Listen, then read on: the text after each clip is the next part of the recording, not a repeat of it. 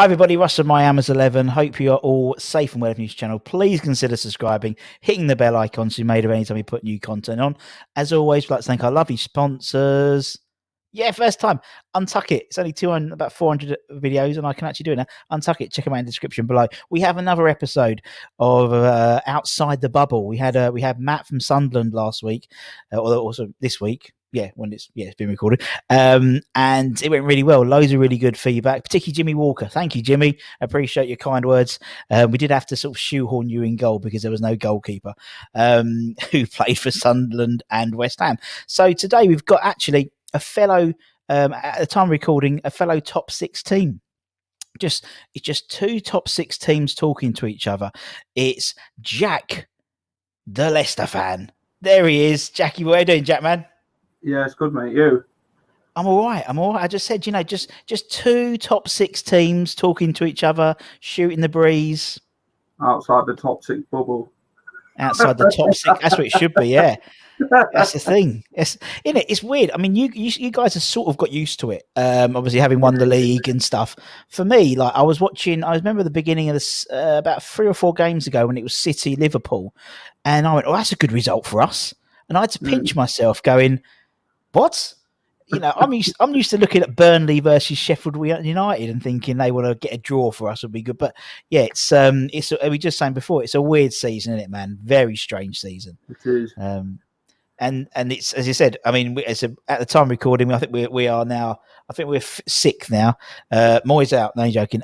So yeah, but it's it's weird. It's just it's a very weird. It must have been how I'm thinking. Obviously, not to the extent of you guys when you won the league, but it's sort of like we're sort of there.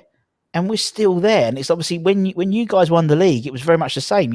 You're still there, and I remember Ranieri was always like, "We're going to get to 40 points. That's what we want to do. Get to 40 points." And then it was like, "Fucking hell, we've won the fucking league, innit?" And it's just like it's got that weird feeling about it, like it did that season. It's just a mad season, isn't it? Obviously, when we won the title, no one expected it, 5,000 to 1, and we had a few twists and turns with the results at the Emirates and Anfield, and when West Ham came to the King Power, we were 1-0 up and then going 2-1 behind to like a Andy Carroll penalty and Cresswell scoring a banger, and then we somehow got a penalty which were outside the box. But we will not complain about that as fans. You take it, don't you? But VAR now, they wouldn't have gave that. If VAR were in football back then, you wouldn't have got the decisions what you got in 2016. So very true. It's good to see, and obviously Ranieri got us the Premier League title. I guess the players' momentum was from the season before in the Great Escape when our real Great Escape started against you guys, winning at the King Power with the Esteban Cambiasso goal. So Esteban Cambiasso, what a great player he was! I love it, man. That's brilliant. I just can't believe we signed him. Pulling someone like that off, I just thought he ain't going to come to a team like Leicester, you know. But you never know, do you? You can dream big, and sometimes it will come true. If not, dream it. They've got better times, but I guess then we went into that second season with Ranieri. The Premier League didn't really go well, did it? We got Champions League, played fantastic in the Champions League. It was crazy to think, but playing the likes of Sevilla, Atletico Madrid, and people like that. It's just madness, isn't it? It's just mad to think. And I guess when Puel came in, we were crap. Yeah. We were crap. Do you know what I mean? It was mad to think. And we were playing left, right, and football. So it was just crazy to think like. But I mean, it is, and that's. I mean, as I said, and obviously, this season. I mean, you guys are flying. It's like obviously Rodgers has got a tune out of you guys, obviously, and I mean, Champions League again. Realistically, I mean, you guys are 3rd. You at the moment, I think you're 3 points clear of Chelsea. Chelsea just got one up, so you've gone 3 points. You're still 3 points clear of Chelsea. Is it it's Is it as a someone who's been in the Champions League? Is it what everyone says it is? In terms of like afterwards, the next season, sort of struggling to try and do both, compete in Europe and also compete in the Premier League, because it seems to like fuck up people like Wolves and stuff quite a lot, and those types of teams. But how do you see it? Because obviously you're playing it. Obviously, we had our West Ham sister club, Slavia Prague, the other day. Fortunately, but how did you guys feel that it sort of benefits or hinders your season, basically your Premier League season? I think it depends how big your squad is. Yeah. If you've got Man City's squad, you wouldn't have any problems, would you? But if you've got a squad like Leicester's and West Ham's, you're going to struggle. Yeah. Because you've got to play the same players week in, week out, and game after that. If you look at Wolves last season, they played 52 games, Premier League, Europa League. Do you get what I mean? Yeah, it's a and lot, in fans, like you say, with the Champions League, it's a fan's dream to go to. Obviously, the away games, the Champions League nights at home. And it's just crazy, but now we can't do it. So if you made the Champions League, you just think, oh my God, I would have been going on holiday or something like that. But now you don't seem to get it. But it's a great experience. Experiencing Leicester in it, going to the likes of Madrid, Sevilla. It's fantastic. Nice hot weather, short weather. And, you just enjoy it. A nice beer before the game. And you just enjoy yourself pre-match. Yeah. And the game makes it even better because you love watching your team and following your club. And I guess with Brendan Rodgers now, last season, we were in the top 4 for so long. It was just like second, third. Yeah. And then somehow we fell off going like 15 points ahead of Man United and that. And you just think, mad to think that you've dropped off, and the Project Restart didn't help us, Yeah. We got our main player injured, Ricardo, but we're not going to use excuses of that. Maddison got injured, Chilwell got injured last season. We didn't really have the squad to adapt. And it's like, we beat teams like Sheffield United, but we were drawing to teams like Watford and that, which really didn't give us the help. And then Man United were winning the games, weren't they, in Chelsea? And it all went down to the last game of the season against Man United, but we just lost that game. And it was just mad to think we missed out on Champions League, ended up in the Europa League. Brendan Rodgers, great season we had last season. We're a right journey, but it was COVID, wasn't it? So it was a COVID Premier League last season, which obviously Liverpool won after 30 years. So and I guess this season we've learnt from our mistakes, but I guess we've hindered in results. It's been an up and down season for us. We're the only team to stay in the top 4 this season, all season. So from the start, so it's a bonus at the end of the day, but you just got to keep picking up the results, haven't you? But we've lost to teams like Fulham this season, you guys at the King Power, Aston Villa. Our home form's let us down this season drastically, and our away form this season's been superb. We picked up 31 points from our away games this season. So, on the road, we've been fantastic, but we just need to start picking up our home form now and going from there if we want to cement the top 4 and Champions League dreams for next season. Of course, at least hopefully next season you guys will be able to, the fans will be able to go, in it. So you'll be able to go into these places. So it's one of those things as well. I mean, and as we said just before we started, obviously people like the man who's always called by his full name, Harvey Barnes. Obviously, he's having knee surgery, isn't he, on his knee, and there's picking up a few injuries now. And it does seem like the teams who've been playing in Europe are starting to, apart from Man City, of course, because they've just got 2 teams, are starting to crack a little bit. Aren't they? Just because of the sheer number of games, and as you said, bringing in the kids beforehand, and all that type of stuff. It's one of those things where I think, as you said, you're right, totally right. It's a fan's dream to be playing in Europe, but I think it's a chairman's nightmare because it means they have to spend some more money to get a squad in, and the manager as well. I mean, obviously, remember Spurs? Didn't Spurs used to use the Euro when they were in Europa? They used it almost like for their youth team, and they played loads of the kids. I remember, I think that's how Harry Kane made his debut in the Europa League type thing.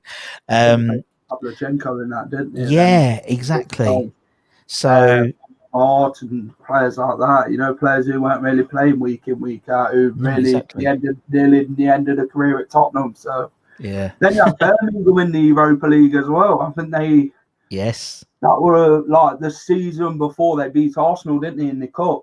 So I guess it was nice for them sort of teams. Their teams like Leicester, aren't they, who dreamt big and have got the reality of it, and Leicester obviously did that as well. So you just got to dream big, and our owner, the late Shruba had a papa, Vishai, we're a dream big from when he brought the club, and look where he's took us from there. We've had playoffs, we've had championship title, we've had the Great Escape, we've won the Premier League, we've been Champions League, we've been Europa League. Yeah. Who would have thought it? And he said that he wanted to make Leicester a top 6 club, and he did. He did exactly that. He had a dream to build a football team, and it's become a reality. Yeah. So you can't really thank him enough to have an owner like that who's willing to. No, of course. I mean, and as you said, you guys have had it. You've done it all. You've had it all from the depths and into the tops. And I mean, we've got. I sort of do it during lunchtime on a weekday. I do like a live stream. There's a couple of guys who live in the Far East, and when I said we were doing Leicester, he was like, "Oh, they're massive. They're massive." Like the whole. I think he lives in Thailand. One of them lives in Thailand, and everyone's a Leicester fan in Thailand. Apparently, they're absolutely huge. And it's brilliant. I love the fact that happens because it's so cool. It's so cool. I love it's nice. And I love. Oh yeah, you have to go. Yeah, well, that's an excuse now, isn't it? That's an excuse. You have to do a Leicester fan TV special in Bangkok or something like that. Have a word with Phil. Have a word with Phil. Can't see it. I mean, the last time a load of Leicester boys went to Bangkok, there wasn't a problem, was there? If I remember last time, was it Bangkok or Thailand with Pearson Son and stuff? It. Anyway, there's nothing wrong with that. That's all right. It's fine.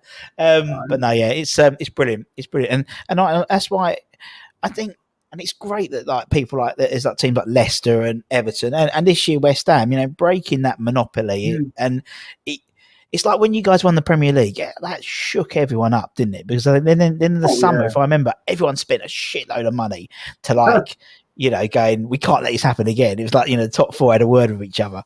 Players. Exactly. They were your player. Yeah, nicked them all, didn't they? Bloody yeah. Morris, Hardy, Kante, Drinkwater, they wanted them all. But only 2 of them left that season. But I guess with Vishai, it was more like he never took out the club. He always gave. He made the community closer, and we all become one big family of Leicester. And we were all getting talked about, not just around the world, but in the United Kingdom as well. And it were teams who talked about us who you would never think of that. These pundits. Come on, they don't like talking about the likes of West Ham, Leicester, no. Southampton's up there. Well, Everton, they're not used to it, are they? It's always Liverpool, Man United, Man City, Arsenal, Tottenham. Even if they're not playing well or doing any good, or they're further down the table than you are, they always seem to think, oh, we'll talk about 1, 2, 3, 4, 5, 6, the so-called top 6, and it's just mad. They need to start realising and giving credit to the teams that actually deserve it rather than the teams that don't. No, I totally agree, man. I totally agree. It's one of those things. I mean, I was listening to David James we've had him on the channel the other day, but he was doing another interview on West Ham TV, and he was saying that when we played Man City, obviously the other day, the commentator was basically say, he was ignoring all the Kevin De Bruyne fuck ups basically. But as soon as he did a good pass, he went, "Oh, De Bruyne's back." He did like 10 missed passes before then, but it's always been that. It's always a top 6, top 4 agenda, isn't it? That's what they talk about, don't they? It's what brings in money, doesn't it, around the world? Of course they do. Yeah, they always go on the history, don't you, of the clubs. Totally. I mean, look at United, and I always think about, we had Sir Alex Ferguson, all these trophies. They try and rub it in your face. And you think, well, what are you winning now? What are you doing right at this point in football? Do you know what I mean? They look in the past rather than in the actual present. The stocks the team, but everyone that season when Leicester won the title were a Leicester fan. Oh yeah. Apart from Tottenham, who finished 3rd in a 2-horse race. Yeah. Well, no one wanted Tottenham to win to win it. Don't worry about that. I think there's even people in North London who didn't want Tottenham to win, but yeah, no worry about that. No one was. Everyone was a Leicester fan, and that's the great thing about it. the Battle of the Bridge, 2-2 draw. When Tottenham went 2-0 up, I thought, oh my days, here we go. And then Chelsea somehow come back with Gary Cahill. Then that Hazard goal. Oh, how was that my seat? I'll get the champagne at the ready. But it was mad that night. The whole of Leicester came together, and it just proved what this guy achieved and what he brought together the community and the game of football on top together. And it's just mad to think. And now we're just one big family, innit? But I guess every season you're going to have your ups and downs, aren't you? You're not going to have fans who's going to agree with each other's opinions. Like, look at West Ham, David Gold and Sullivan. West Ham fans wanted them out not long ago. Well, I think David Moyes back though, didn't they? Yeah. I mean, totally. Football's a game of opinions, isn't it? Football's a game of opinions. And I mean, everyone, if you look at West Ham specifically, as you said, when Moyes came in, everyone was like, oh, God, fucking David Moyes. But actually, he did a job for us. And then they obviously gave the jobs, and then they didn't sort of keep him on. They got Pellegrini in. It was like, oh, brilliant, here we go. We're going to spend loads. This is it. Yeah. This is it, boys. 200 million. And it just didn't work. No. And then Moyes came back. Fair play to him, I'm not being funny. It's like, would you go back to a job that sacked you? It's like, no way. Fair play to him. He took, and he's proved everyone wrong. And I think he's proved the football world wrong. I think people forget with him how good he was at Everton and what he built at Everton. It's Sunderland. He was a tough. Man United was a tough. He was the first manager after Sir Alex would have always fucked up because the team was old and creaky. Sunderland, it was a sinking ship, really, weren't it? To be honest, Sociedad, he didn't know what he's doing really. So West Ham was like his redemption, and fair play to him. The guys he's brought in some great backroom staff. He's made it like a new Everton, and I mean, obviously you follow me, and there's a real buzz at West Ham, and it's very similar to what it is at you guys. It's a real buzz around Leicester, there's a real buzz around West Ham at the moment. Just a fucker that no one's there to see it, innit? That's the only trouble. It's good to see, though, isn't it? The likes of Leicester and West Ham. I like your player, innit, Soucek. I think he's absolutely incredible at midfield. He bosses at midfield. I'd take him at Leicester if we could offer him in the summer. I would take him. Of course, it's similar. Him and Ndidi would be superb together. I'm just being honest. Yeah. You would think from the Czech Republic League. No. To then come to the Premier League and dominate the way he has and score from set pieces. He's a massive threat from set pieces. All of his goals. And he's lanky as well, and he's winning the headers in. How the hell are you supposed to stop him? And like the other day when we played the Tottenham game where he got cut, and the first thing he did was he wanted to sort of block the shot. Not the fact he's got claret pouring out of his head. A Grealish or a Salah would be out for 3 weeks. But he was like. But he wanted to block the shot. No, the Czech boys are brilliant. We've got him and obviously Soufal for £5 million. And obviously both Slavia Prague people as well. And I just think there's a change in mentality at West Ham in terms of buying the right players for the job. And I think actually rather than buying the right players because of their name, buy the right players who fit in the system. And that's very unusual for us. We always buy the wrong players for the wrong system, or the right players for the wrong system, like Haller and Anderson and stuff like that. He's brought in Lingard, who we'll probably talk about in a minute. But he's brought him in and he's done great, and he's having a cracking season. As you said, Soucek, Soufal, Bowie, he's brought in the right players.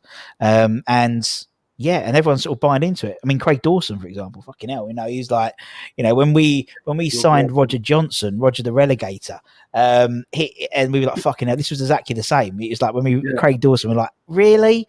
Apparently we were going to sign Tarkowski for 30 million, and then he walks in the door, Craig Dawson. But he's been a revelation, and fair play to him. He epitomises West Ham at the moment. Workmanlike, and I mean, same as you guys. I mean, look at some of the guys. I mean, obviously, I think there was like Fofana, we were after him, and you got him because you had Champions League football, or Europa League football. Fair play, and I think, Tielemans and Ndidi, big fans of them, big fans. I think Tielemans, Ndidi, and Soucek and Rice are the top two pairings in the Premier League. I don't think there's better midfielders out there. I really don't, as a two, personally. But you're not getting Soucek, sorry. You're not getting Soucek. Certainly not for 16 million, what we paid for. I love watching him. Like, from a spectator's point, I just love watching Soucek. Yeah. He's like what do you call it? It's like a big friendly giant, and it's like one of them who's not scared to connect with a ball or anything. No matter if he's going to get kicked in the face or kicked around here, he don't care. He's going to get back up. He wants to carry on playing, and that's what I like in a footballer. Johnny Evans is the same. Yes, gets here, there, and everywhere. Gets injured, and he'll still carry on playing. Yeah, do you know what I mean? But as you say, if you look at West Ham's transfers, they've been fantastic. Soufal, Soucek, they've been superb. They've been a revelation for West Ham this season. But if you look at Leicester, Castagna, Fofana, James Justin, James Justin got through in the deep end last season. He didn't have Premier League experience at all. Ricardo got injured, and he had to play in that position because we had nobody else. But look how the revelation of James Justin. He's been one of the best left back or right backs you want to call it in the league this season. But it's just a shame he got cut short to injury. And Harvey Barnes this season as well. Yeah, he's been fantastic. He's starting to score the goals that he wasn't last season. He were all about assists last season, but he's adding the goals to his game, which is good, and that's what gets talked about him for England. And definitely. Maddison, the only thing what lets him down is set pieces. But Ndidi and Tielemans, they just boss it. And Vardy, he hasn't really had a great season. He's been injured twice now. He's not long come back from a hernia operation, so it looks like it's taking his toll on him, really. Because he hasn't scored. I think he scored 1 goal in 13 games that he's actually played. So you wouldn't have expected that. Last year, Jamie Vardy was beating people, fun scoring left, right, and centre. Even West Ham's defence would be under threat. Even our defence, He just doesn't seem to be the same player that he was. Strange, I'm not slagging him off or her. I just think, he is old.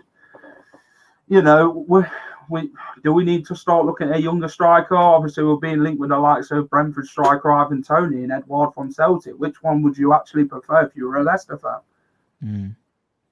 So I'd take Ivan Toney. Me, I think he's proven. Yeah, I mean that's who we want as well. So I'm not going to say Ivan Toney because that's who we want as well. So I think you should get Eduardo Cisse. He's proved it. He's proved that he can do it, and if he can up his game in the Premier League, he's going to be a great striker. I just don't think Iheanacho's got the cut to be Vardy's replacement. No. Maybe he's a number 10, but not as a replacement overall. So you expect like a lot of transfer action in the summer for Leicester? In the summer, another a striker needs to come in for sure. Yeah. I'd say someone to replace Cengiz Under, because I don't think Under's had a great season at Leicester. No. He's had the game time in the Europa League and that, but I guess his only good games were against Arsenal and Leeds. I don't think he's proven why he should be here and how much we're actually going to pay for him, because they wanted a lot for him at the end of the season after his loan. So we got rid of Damari Gray, Slimani. We just need to buy the right players, and with Leicester, they seem to find hidden gems. They're not one of these teams who's going to spend £100 million on a striker. Yeah. We don't. If you look at Chelsea, 90 million for Havertz and whatever they paid for Timo Werner. So it's just difficult. It's true. You just got to go with what you've got and how much money you want to spend. Yeah, totally. I mean, we haven't got. I mean, we've got. I think we're going to be the same. I think we're not going to get. But I don't think the way we're set up, it's not set up to buy a £50 striker, £50 million striker. Do you know what I mean? It's like back in the day, you could get £50 striker and change for your bus ride home. But but I mean, you wouldn't be able to get that. Yeah, I mean. I think our fingers have been burnt with buying people like Haller and Anderson and people like that for a lot of money. If it's either Tony, if we go and buy, I don't know, Tammy Abrahams, that's another one we've been linked with. That type of, I think it's sort of the 18 to 20 million pound player. Yeah. That's sort of, I think, what we'll end up spending on. Or there's the guy from Sevilla we're after. El Nasri, apparently, I don't know, but in Moyes we trust. That's our new saying at the moment. In Moyes we trust. Manager, like we trusted Brendan Rodgers. Exactly, and look what he's done for you guys. Back him as an owner, and totally. I think we'll back him. Obviously, we're a transport company, aren't we? Like King Power, it's a transport company, isn't it? Every money what we get is from like hotels and airport money and all that, and if that's all down, you're not really going to get the income coming in, are you? So where are you supposed to afford these transfers? Yeah, Oh, totally, man, and that's the trouble, isn't it? I think there's a lot of trouble with where you've got things where money's been tied up in. I mean, I think Sullivan's money's a lot of it is in property, but there's no fucking going anywhere at the moment. So that's not help matters out, is it? Somewhat, but it is what it is, and I think everyone's going to be in a similar boat. We'll see what happens when we come out of this COVID thing and see what happens, man. But and Leicester's been doing it from the start. Yeah, well, you have. I mean, we were fortunate enough. I think we played one game behind, not behind close, 2,500 for the Man United game, which we lost, typically. And hopefully, if everything goes all right, we'll have hopefully 10,000 for the last game of the season at home against Southampton. So it'd be good to get the fans back in, wouldn't it? And be great. Players need them when they need them at the right times, and they need them now. This is the right time. This is the right players time. miss it though, don't you? At home when you're at home, you just need that extra push, don't you? And you're not getting in the final 10 minutes if it's still 0-0. And I guess Leicester's missed that as well at home, but it's just you've got to get on with it, haven't you? And then when the crowd are back, they're going to be there stronger than ever. Yeah. And they're going to make sure you win that game and get them 3 points, because if you don't, they're going to tell you about it. Yeah, it's so true. And I think that was, and actually, I think there's been a lot said about West Ham's fans not being in the ground this season, and I think that's true for the beginning part of the season, because we stayed up, not with the skin of our teeth. We were safe for about 2-3 games to go mathematically, but it wasn't a great season. The second half was better after restart. Moyes had kicked them on, but we lost to Newcastle the first game of the season. It was a really bad game, and you could just see the fans would have just ripped them first game. Just because it was that type of game, because they weren't there, they could relax into the season a bit. Now, I think, given that, as you said, the fans now, particularly for like guys like yourselves, like us, obviously you're ravaged by injury at the moment. Injuries, that would give the players that are having to step up another 10% to get to the level of Harvey Barnes, or so. And the same with us. We need an extra kick on now, I think, just to get. I mean, Soufal hasn't played in front of any fans since he's joined. Since he joined and played at your gaff. It's mental, isn't it? So yeah. More than the same players. I guess with players, it's about confidence, isn't it? If they can get out boosting them goals, they carry on to be well. If they can play one game like Soufal, play against a team like Leicester, you lot would have come to the King Power this season and thought, the run what you guys on, I think you beat Wolves, didn't you? Were it 4-0? Yeah. You would have thought, okay, well, we need to win Leicester. Leicester's going to be a difficult game. I expected a difficult game from West Ham, not going to lie. Yeah. But I didn't expect it to be the way it did. Oh my days. We didn't look like scoring. We just couldn't break you down. And I guess that's been Leicester's hard work this season in breaking teams down, who's going to come to the King Power and sit behind the ball. And then they're going to break you on the attack. And it's just difficult to make it get into them spaces. And Vardy's been struggling to get into them spaces. And, then you keep passing it around, don't you? Like midfield and defence to try and get forward, and it ain't happening. Yeah. But I guess West Ham's played like that as well, haven't they? Yeah, I mean, that's what we've done. That's basically sort of our game plan is, most games we have maybe 30% possession, in all honesty. And we just knock it to the big man. That's basically that was sort of our, it's like play the channels with Antonio, really, and then get the crosses in for Sutek to run into, or Rice, or, I mean, Jay Lings brings a bit more dynamism with the team. We've got Ben Rama who can come on and do some stuff, and so but it's sort of it's a containment. It's it's not and so we're used to teams coming to us and getting 80, 78. I mean, not 80%, but I think City had 70% possession or something ridiculous like that. That's not surprising. We all sort of knew that was going to happen, but they're good though, aren't they? When they have got the ball, they are. I mean, they're on it now, aren't they? Capitalise, and they've got the players for it, haven't they? Yeah. If you take Bernardo Silva out of the team, they've got Mahrez, you take Aguero out of the team, Jesus, Sterling, De Bruyne, and you just think, how the hell are you supposed to stop these players? We beat them 5-2 at the Etihad. I thought when Mahrez scored, I thought, oh my days, we're going to get batter in here. Yeah. But then somehow it panned out. Leicester were battering, and I thought, nah. You got against Man City, you got to take your chances when you get them. Definitely. And you can't mess around. And Antonio did that, didn't he? He got the chance, he took it. Yeah. And West Ham seemed to have played well second half against Man City. It was just we did. John Stones scored, didn't he? And it just took the edge out of West Ham. It did. It just killed us. I mean, it's one of those. I mean, it just shows how far we've come as fans. In that, we come out of losing a game, and everything on Twitter was like, "Oh, unlucky. Oh, we did well. Gutted. We came away. We didn't get a point." Usually, they'd be like, "Fucking hell, yeah, we're shit." So it's like we've sort of mellowed out a little bit in this COVID world we live in. So, Yeah. It's one of those things, but we'll see what happens, innit? We'll see. We've got a lot of games to play, a lot of twists and turns before the end of the season. So we'll see where everyone finishes, and hopefully we'll both be in. Hopefully we'll both be in Europe. I'll even take the Europa Conference this year, the new one, the Europa Conference. They offered you it though. Yeah.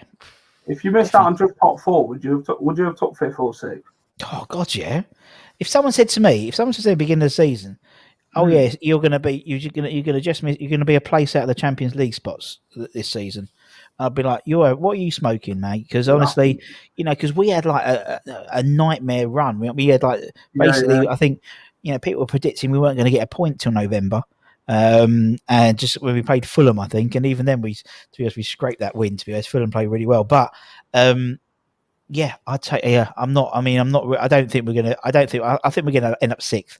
I was talking to a former West Ham manager the other day, and he said West Ham are nailed on for a top six. So he said that, and he was one of our most successful Premier League managers. So therefore, Harry said it, so that's it. It's true. So there we go. But so six. I'll take sixth. And if it's Europe, great. If it's Europa League, because it depends how everyone wins the leagues and the cups and things in it. But I mean, I think you can get. I think it could finish seventh with the Europa Conference. I wouldn't mind the Europa Conference, in all honesty, because I think you're going to play some really unusual teams. Because it's going to be. I think England gets one spot. I think Liechtenstein gets 2 spots, and all these smaller. Poland gets 3. I think so. You could be going to. It would be brilliant. Some farm in the middle of nowhere. Didn't you guys go through that one year for the respect? We did the Intertoto. Yeah, the Intertoto Cup we won in 99-2000 season. Yeah, with good old tears with Di Canio and Sinclair and people like that. Yeah, we won that, and we beat Metz. Di Canio. Yeah, he was good to watch as a footballer, Di Canio. Yeah, he was. He just got his mouth in the wrong games and that. That's it. And he starts pushing the players around, and you just think, "Oh my God, here comes Vinnie Jones" or something like that. Yeah, but just that's like Vinnie Jones, and you just, oh my, he's only going the wrong end of that guy, Nah, he's crazy. He's crazy, Paolo. Yeah, complete nutter. And we had a few of them around that time. That was a bit of a temperamental time. That was with people like him and Thomas Repka and Neil Ruddock. We had them all. Bless him. Yeah, Razor. Oh dear, one of the best interviews I've ever done with Razor. Actually, he's brilliant. He's so funny. Absolutely matter. Right, let's like half an hour in. Let's actually do what we're going to talk about. So the whole idea of this idea. So we find out about how your season's going, that type of thing. Now, obviously, just to show that we're all the same underneath, we try and put together an 11. I said try in inverted because we have to try usually be a bit poetic in terms of our the people we pick. But the idea is to pick players who have played for both clubs, who've played for West Ham and have played for Leicester. Now, I fucked up really bad last time in Sunderland because the first player was a goalkeeper, and there wasn't a goalkeeper who'd played with both teams. So, brilliant, well done. So it fucked up the whole thing anyway. So we're trying to do that. Now, what we do is, you've got some players, I've got some players. I always let the away team go first. So you say who you've got, I say who I've got. If we've got the same player, that's a piece of piss. It goes straight in. Yeah. If not, I usually just let you have the player, because usually you're probably right than me. So that's what we try and do. So let's start between the sticks. Let's start in goal. Who have you got in goal? David Martin. Well done, because so have I. I remember when he played Leicester in League One. I remember that season. He was great goalkeeper. We had about 6 or 7 goalkeepers that season. We'll go through loads like anything. Yeah. It was one because I go back through the back catalogue, and for some reason when I knew he was going to do you, it popped in my head straight away, David Martin, and I thought, did he? And he did, and yeah, I mean he's a West Ham. Is Alvin? Yeah, Dad's Alvin. So he's a goalkeeper as well. So I mean, Alvin was a fantastic player for us. He played. He was centre off for 20 years, something like that. He had a double testimonial with us.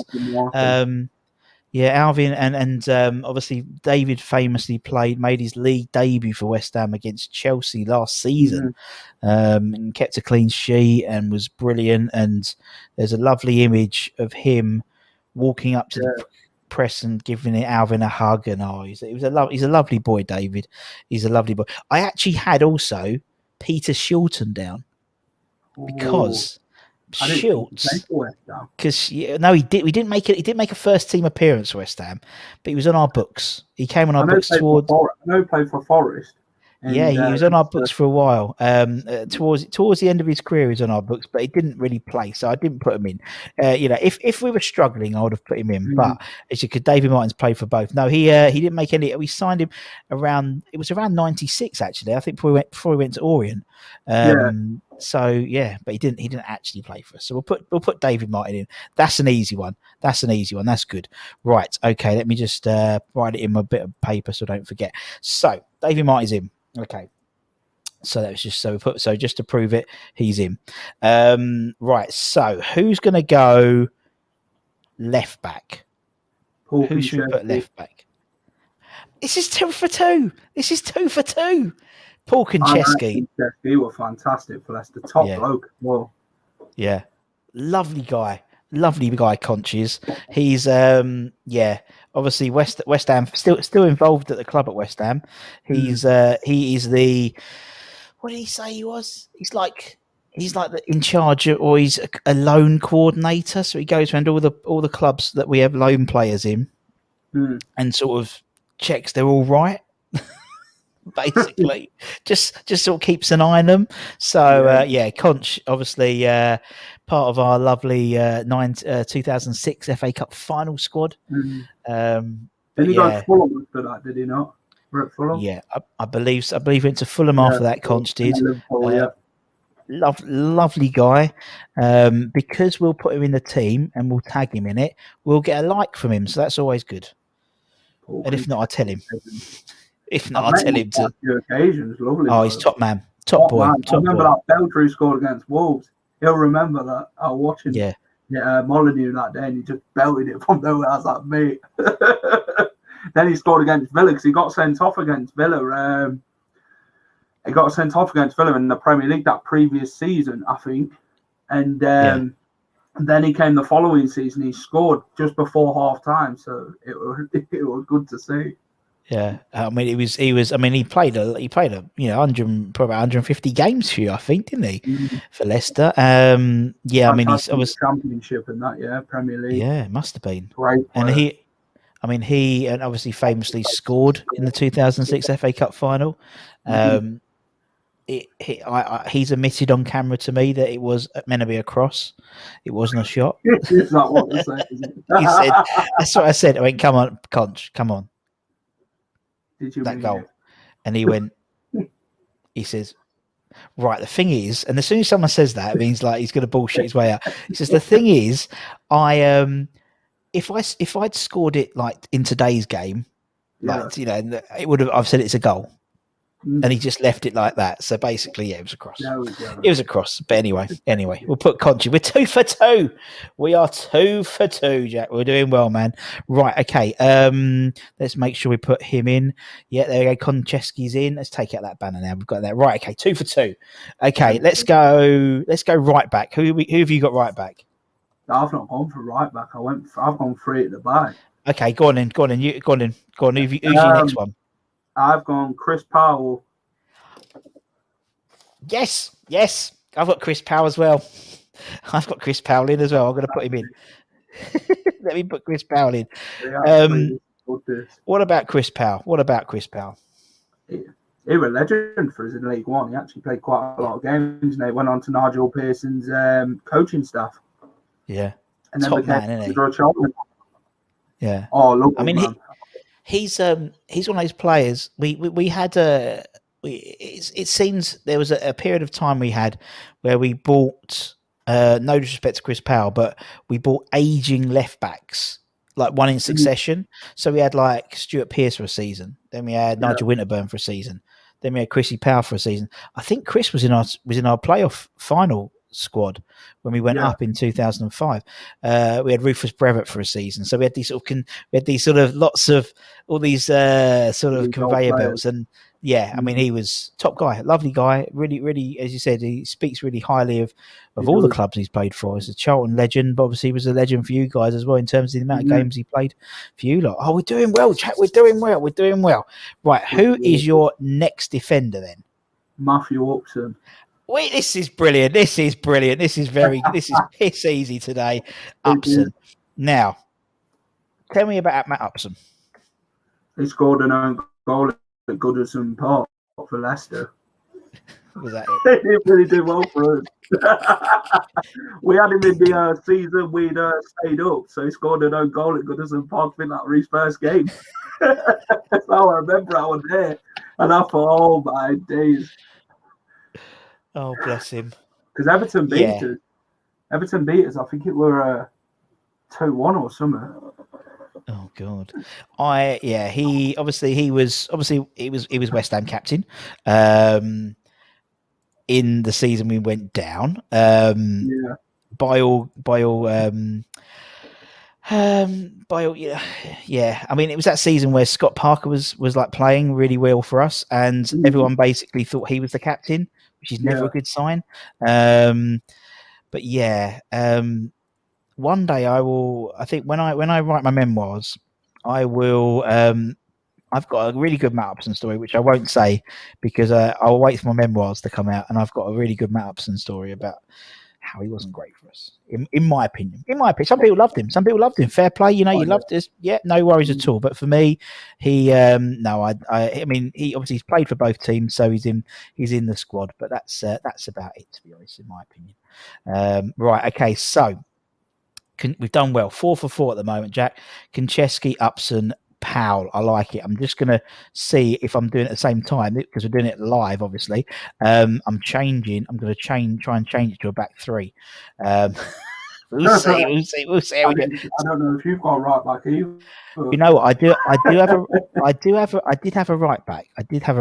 But I'm not going to talk about it. Well, because I was a bit. See, I couldn't come up with a second centre back really with a 4-4-2. So I put Chris Powell in because I thought, well, he'd do a job for you at centre back. I had Konchesky, I had Upson, and I had John Pansel. John Pansel, the former Fulham man, we had him as well. I know you did. That's why. I know, of course, you had him. That's why I picked him. Ericsson area. I was going to put John Pansel in the team, and then I thought he's more of a midfield role. So, well, I mean, we played him right back. So I would have put him right, but it doesn't matter. Come on, this is all fun and games. Don't ever giggle. Right, okay. Let's go into, if we're having 3 at the back, let's go into midfield then. Who are we going to have in midfield then? You start, my man. Who have you got? Norberto Solano. Yes. There we go. Norberto Solano. He was good for us as well. Fantastic player. He played for us that season when I think we lost to Cardiff in the playoffs.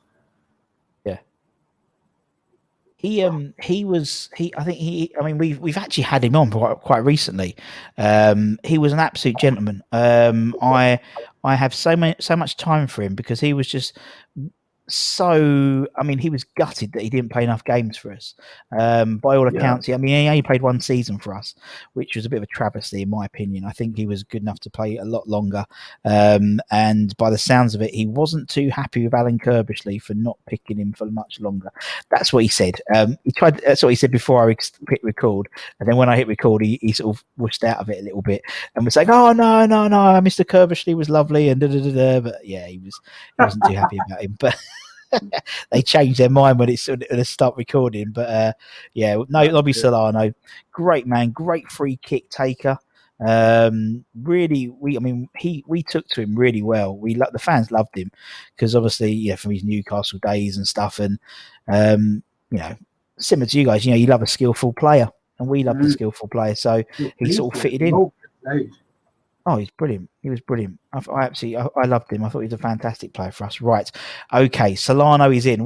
This is wicked. This is so, I haven't had to debate anyone. We haven't had a mass debate or anything, which is good because we got demonetized. We did start mass debate. Right. Okay. Snobby's in. Who's next? Jack? Tony Cottee. TC. We're smashing this. We're smashing this. Well. Very good. He was a great boy for you. Is it paid for us and people like that? So he fit in the squad well. Yeah. And I thought we were fantastic. He was. I mean, right. TC was great. See, look, I managed to do it just about. TC was great, wasn't he? Obviously, he was an absolute legend at West Ham. Part of the famous Boys of '86 team. It just shows us as a club. Boys of '86 finished third. And they're revered like they won the championship because we've won fuck all, really. So they're the Boys of '86 are like up there.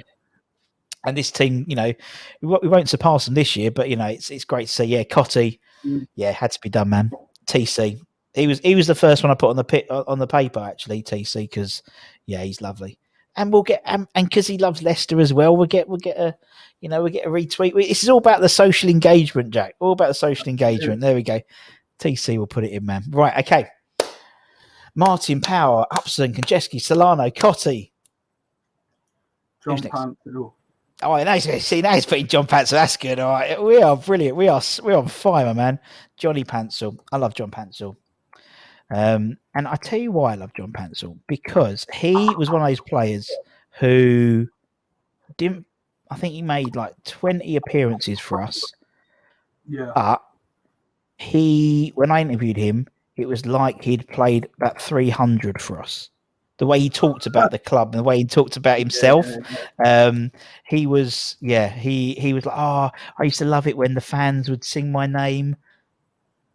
I don't remember that, John, but yeah, do you know what I mean? Trying to be all nice about it, but yeah, Johnny Pantzel, complete nutter, complete nutter he was. What was he like at Leicester? They were all right. So then brought him in. So yeah, so then spent. I won't say Sven spent it, but he brought Matt Mills in. I think he brought Jermaine Beckford in. I didn't. I don't think he did bring Jermaine Beckford in. I think he brought Neil Dans in. Nugent. A very good squad back then.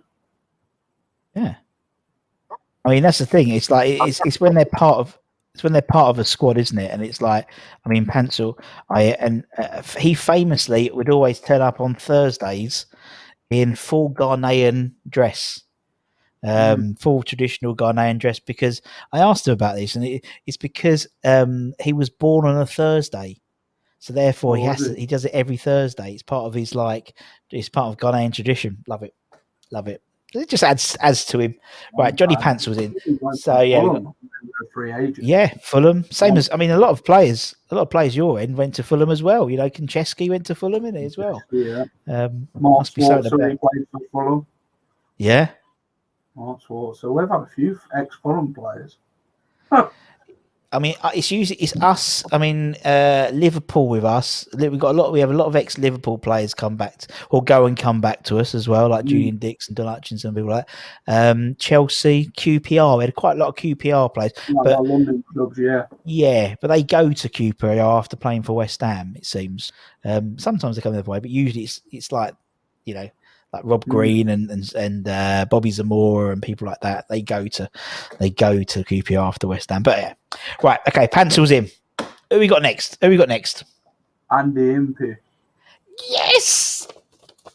It's Andy Impey. I got him in, man. Got Andy Impey in. Andy Impey. He played a lot of games for you, didn't he? No. I think he played 2. Who am I thinking about? He played a lot of games for. Oh, brilliant! Did he play a lot of games for us? No, he played 2. He was a winger. I think he was a winger, wasn't he? He was a winger. He was a winger. So. No, Andy MP played 152 for you. 152 league games. Yeah, so he played a bit more than that. Yeah, he played 152 league games. Yeah, transferred. Yeah, because it was from West Ham. He came from West Ham. I mean, he played about 26 game QPR as well. QPR, West Ham, and then he went to Leicester. Played 152 games for you. So he was part of the 20. It was a part of the 2000 League Cup winning team. He came on the final. He came in on the final of the 2000 League Cup team. Yeah. So there we go. He didn't really do much for us. Poor Andy Impey sitting there. 152? It wasn't. I've just checked on Google. That's league appearances, because it's not the proper one. You always never go on Wikipedia to get the actual number of games. How many goals did he score? It says he scored 2. Well, it's 2 league goals. It looks like that was it. Yeah, 2 league goals, not appearances. I'll go in on goals. Sorry. Oh, that's it. Nice save. Nice save. Yeah, nice save, Jack. Appearances. I thought, it was his goals where he got 2. Wrong column. You read it wrong. He played 2 games and scored 152 goals, isn't it? I just like seeing things I want to see. That's what I like. Just tunnel vision and honesty. That's the way to be, man. That's the way to be, bud. Right, okay. Andy Impey, yeah, he's in. Didn't really set the world alight with us either, to be perfectly honest. You can tell that because in his Wikipedia sort of entry under West Ham, it just says in 1997 he moved to West Ham for 1.2 million, and that's it. That's all it says.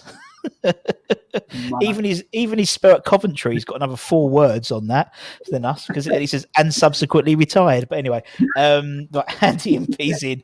Right, who's next? Jesse Lingard. Yeah, Jay Lings. I can't do it right, but it's Jay Lings. Jay Lings. Yes. And as you said, before we started, we were talking about very, very quickly, and we said how, you said, he was talking to some of the other guys on the channel, and Jay Lings came up as, oh shit, Jay, you forgot that he was on loan to you guys, wasn't he? Yes. Did he set the world alight? He was all right. We're a young player, Jesse Lingard. Yeah. He needed that experience. He came to us under Nigel Pearson. He played for us the season. I think we lost to Watford in the playoffs. Yeah. So he was a decent player. Then he went back to Man United and on loan to Brighton, and he scored against us. And he seems to score against us ever since. Every time he plays against us, like the Community Shield final between Leicester and Man United that year, he scored the first goal. Yeah. So he always seems to score against us quite a lot, Lingard. He's like a Walcott when Walcott plays against Leicester. Scores a lot of goals. You just think, not him again. God's sake. He just dances, doesn't he? He just dances for 2 minutes. Just like, for us, it's always Glenn fucking Murray. He's the one who always scores against us. Glenn fucking when he transferred to, I think he's gone to Watford or whatever. I was like, yes, because it means he's not going to score against us, because Brighton are sort of our bogey team. It's always the case. Glenn Murray always scores. It used to be Glenn Murray. Lukaku always scores against us, and I think it's maybe Rashford or someone. There's a stat somewhere, and he always scores against us as well. But yeah, Jay Lings is like, it's a sensation at the moment. He's an absolute sensation for us at the moment. I love him. He's a breath of fresh air in West Ham at the moment. And him and Rice, they've got this nice little bromance going. I don't know why I've done the really cool fingers, but anyway, because I can't do that one. I can't do his Jay Lings. My fingers look like sausage fingers. But yeah, and I think he's great. I love him. I think he's really good. And I think, as we were saying before, I think it's between you and us. I think who is going to get him in the summer. I think. Yeah. Well, I'll be Phil at Leicester Fan TV. He wanted Jesse Lingard, and everyone have to. Why do you want Jesse Lingard? Oh, he's not played this, that, and the other. And then Phil turned around and said, hold on a minute, he's got experience in that. Yeah. If Maddison's injured, Lingard would have been the perfect replacement for us. Totally. You gave game time and that. He builds on confidence on every good game he plays. And with West Ham at the minute, he's playing very well. He's playing very well. So that's just built Lingard on confidence. He's obviously scored quite a lot of goals as well against Tottenham, and so he's been in and about it this season. So, he has. He really has. I think he's just. I think he's. In the summer, I'm not sure. Well, we'll see. I mean, I think. I don't know. I think in the same way that I think because we've got Declan Rice, it's good because I think you got an England international and but then not being funny, Leicester, you got Maddison, and so there's a like a bromance here. I mean, I mean the way everything's happening at the moment, the Euros. But if Lingard keeps playing, might get called up. So. Oh well, it might be a detriment of West Ham or Leicester or Man United. We'll see. There's exactly. We'll see. We'll see. Like 17 million for him though. So what's that? 20 million. Yeah. 20 million. So will they want to pay that? I'm not sure, but that would be the top, I think, of what anyone would pay for him. He's 29. He's in his last year of his contract, isn't he? I think. So. Is Tarkowski out of contract as well? Yeah, I mean he was Chakos, but it was they put him as 30, but no way now I wouldn't pay that for him. But I think with Lingard as well, I think with Jesse, I think he hasn't played that many games. Do you know what I mean? It's like I liken him to a car that I've got my car is 10 years old or something like that, but it's only on 25,000 miles, so there's still a lot of miles on the clock. Jesse's sort of the same. He hasn't, you look at another guy, a guy from another YouTube channel called Hammer's Chat did a video about him and said, he's only played 200. It was like basically Harry Kane's played 100 games more than him, and he's a year younger than him or something like that. So there's a few more miles on the clock for Jesse. I don't know, but we'll see. But we're doing well. We've got 2 more spots to go, man. 2 more spots. Who's your next one? I've gone for 2 strikers. Go on in. I've gone for Les Ferdinand. Yes. We're doing well. I think actually it's more right. Let's put Les in. Sir Les, as I should call him. I love Les Ferdinand. I love him. He was a really good, solid player. Again, at that time where we bought a lot of players who were maybe I call them at the bookend of their career, just coming towards the end. And he was great. I loved him at West Ham. Did you guys get him from Tottenham, or did you guys get him before? Did he go to Tottenham from you guys? No, we got him. I believe we got him from He'd played for. Oh, here we go. Thank God for Wikipedia. Right, we'd got him. Yeah, he come. Yeah. He came to you from us after us. Yeah. I think we signed him in 2004, didn't we? 2003. Yes. Yeah, we had him for a season beforehand, basically. So yeah, he did a good job for us there. But yeah, and then obviously he went to you guys, and I mean, it's one of his plays. He scores wherever he goes, kind of, doesn't he? I mean, he had a great return for you. Just looking at his league stats: 29 games, 12 goals. Not bad. That ain't bad. I tell you. He played 14 league games for us, scored 2 goals, and then obviously he was at Tottenham before. But his league is. He's played 443 league games, 184 goals. He's a legend, isn't he? A Premier League legend. His goals are obviously QPR and stuff. Yeah, he's a great man, a great guy as well. He's obviously is at QPR now, I think, isn't he? Is it QPR? I think he's working at QPR, director of football. He's the director there. Yeah. Which is why we can't. Why he doesn't want to. Why we can't get him on the channel, unfortunately. He's a bit because he can't really talk about how much he loves West Ham, and he's on the books at QPR. But anyway, right. So Ferdinand is in. Right. Are we going to get a clean sweep? There's one more player. We have one more spot. It depends who you've got. See, I'm thinking along the lines of Brian Dean. Why even have this 2-way? I could have just put up my team, and it would be the same as you, my man. I've put the Dino in, Brian Dean. I loved Brian Dean for us. I had someone in case, just in case. I had David Kelly, so it was a bit before your time, slightly before my time as well. He was a forward. He played for West Ham. Is it Forest now? Is the academy? Yes, I believe David Kelly. I believe he's around there now. But yeah. Brian Dean. Because he played for Leicester as well, David Kelly. Yeah, that's what. Yeah, that was why he was on my spare. He was on my spare in case I wrote down 12 names, 11 names, and then one popped in my head, and I just put it down just in case. It was like a tiebreaker or anything like that. Yeah. But that's good, man. Look at that team. Look at that team. Looks good, doesn't it? I would have put Impey more on the wing though. Like, yeah, I would put Pansel in midfield. Yeah. Oh, we can do that. We can do that. I went for Solano right midfield and Impey left. Okay. Yeah. Look, you're the guest. You're the guest.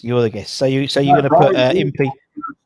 First 2 goals at the King Power Stadium, as you'd call it now, but back then it was a Walker Stadium in 2002 when we first opened it. So I think he scored against.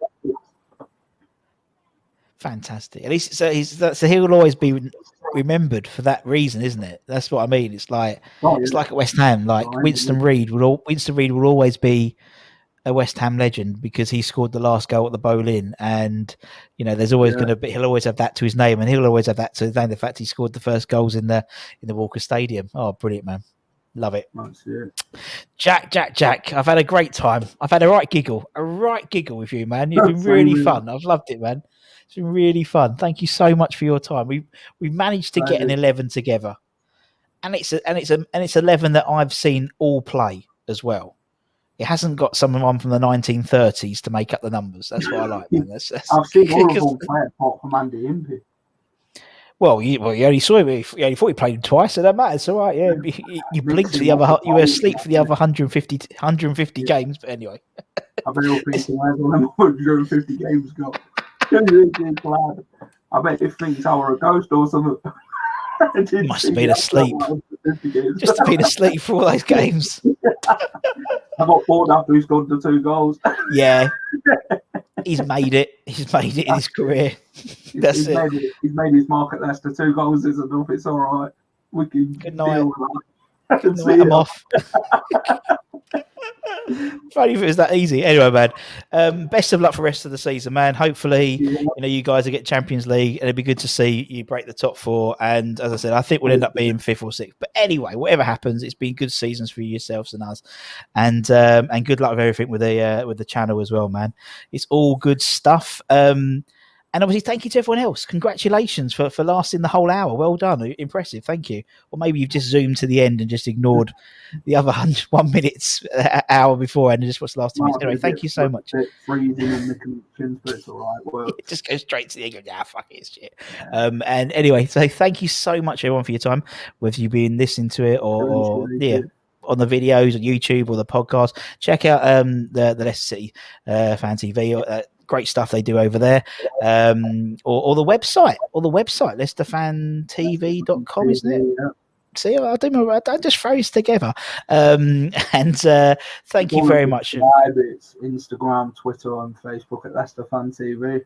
It's all there. You'll see me there on the watch-alongs. So yeah. Oh, I love a good watch-along.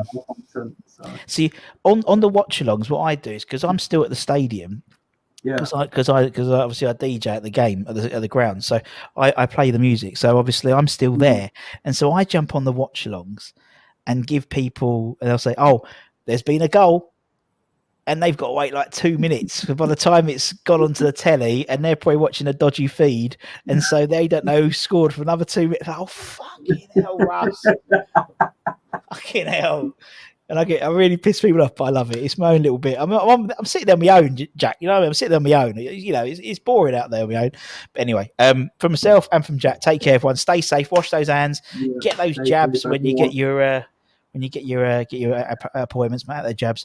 And I'm going to say, come on, you Irons. What's the Leicester alternative? Come on, Leicester. Brilliant. Up the Foxes.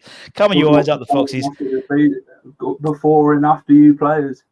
Yeah, that'll do. It's not a match day, forget that. Nah, we want the 3 points this time. We're coming for revenge. You're coming for revenge. Okay. All right. I'll have a word. I'll let them know. They're coming back for revenge. They're going to try and get a shot on target this time, aren't you, Jack? That's what you're going to try and do. Yeah. Shot on target. We're good away from home, so hopefully we'll play better. Anyway, take care, everyone. Much love. Thanks for joining us. See you again very, very soon. Take care. I'll do a wave like Jack. Bye-bye.